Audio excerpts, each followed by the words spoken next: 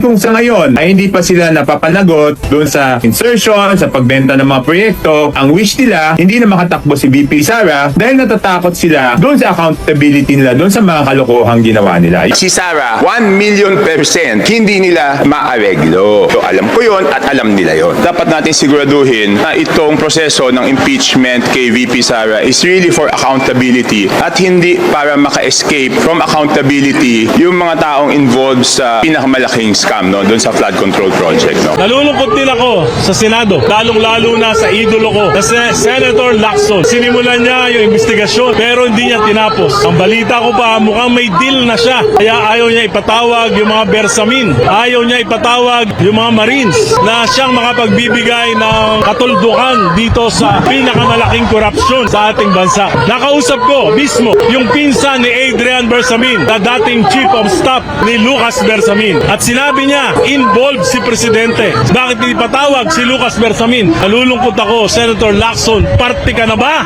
ng cover-up? Kaya tama yung ginawa ni Sara nung mag-announce siya as president. Kasi siya na lang yung boses na kumukuha sa malaking pagnanakaw sa ating gobyerno.